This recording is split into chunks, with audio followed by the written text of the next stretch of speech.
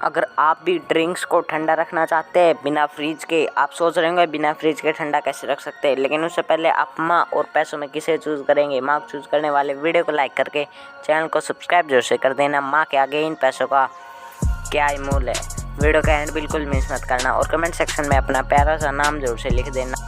तो चलिए बिना किसी देरी के इस वीडियो को हम शुरू करते हैं। आपको एक बॉयल में आइस डालकर उसमें 1 चम्मच नमक डाल देना है और फिर उसमें ड्रिंक्स को डाल देना है और वह ज़ोरदार ठंडी हो जाएगी। मैंने तो करके देखा, आप भी